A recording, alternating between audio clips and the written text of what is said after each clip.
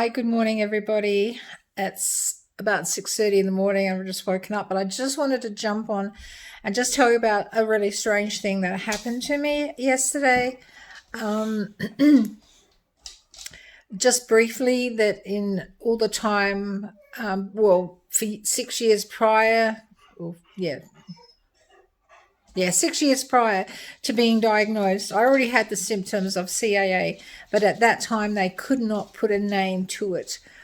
And then in 2020, I was diagnosed with CAA based upon all the symptoms I've already had. So my neurologist said that I did in fact develop CAA in 2014. So my normal seizures or episodes, whatever you want to call them, that I have, my normal ones depending on where it is, because I do have them on both sides, my fingers will go numb. It will work its way up my arms, along my chest here, up my face, my tongue, I can't talk, and up my neck. And then by the time it sort of gets to the most extreme, then it starts to recede on the actual, whichever fingers went numb first. That's pretty common for me. Sometimes it's on my left, sometimes it's on my right, depending on which side it happened on. And you kind of get used to that. I don't go to the hospital. My husband has. We've sort of got a rule that we know when enough, or it's different, and then we get an ambulance. And one time only, I was hallucinating, and we had been outside in the gardening, and suddenly I saw us in the garden, me in the garden, but and that was literally when I kind of looked to my right, that's what I saw. But if I looked to the left, I was in a completely different place doing something completely different, and I was very disorientated and disturbed because I couldn't tell which was the reality. And that was very scary because I was basically standing outside of both realities looking in. So that was really, really scary. And I went to the hospital straight away for that. It was something different. And if something different happens, I make sure I go to the hospital and get checked out. Anyway, so we got up yesterday morning, we went to Bunnings, and we were in Bunnings only half an hour, about that, and got back in the car. I grabbed my phone to text a family member because we were heading up their house for breakfast. And when I was like looking at what I was writing, texting, it absolutely made no sense. And I kind of scrubbed it out a couple of times, and I know what I wanted to say, but the words were not saying that.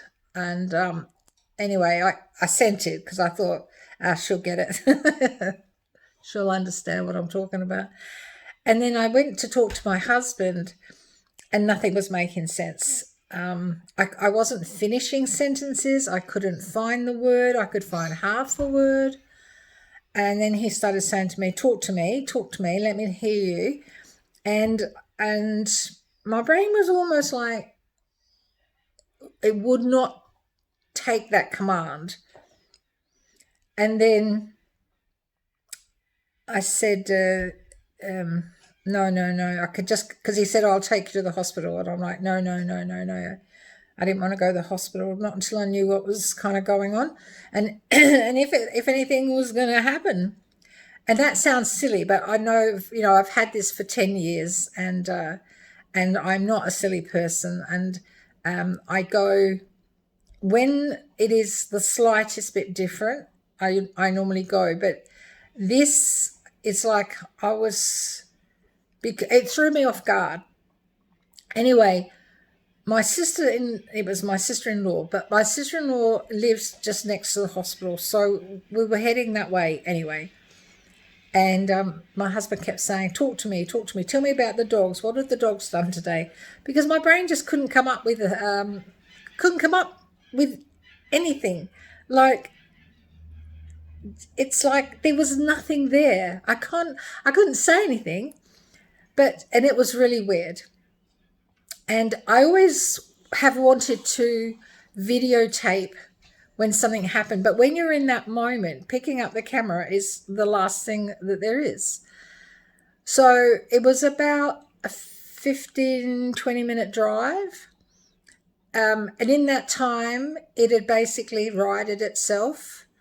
My head felt very silly sounding this, but my head felt heavy, and I did feel a bit sleepy, but I just said, no, go. I just said, no, Yvonne, because that's where I wanted to go. So we went to Yvonne's, and then I was able, I couldn't remember all my words, but, it was coming back and everything. It was very weird. And yes, I would have gone at the slightest, but we were heading that way. We couldn't have got there any quicker. Anyway, and even if you're waiting for an ambulance, sometimes you're waiting for 15-20 minutes, if not more, for an ambulance anyway. So all those things made sense. And as I said, she was like literally 4 minutes, 5 minutes from the hospital. So I didn't feel like I was in any immediate danger because time-wise we were going to get to the hospital before an ambulance could even get to me. So, shook me up a lot. It's the first time ever that something other and something different to what I'm used to.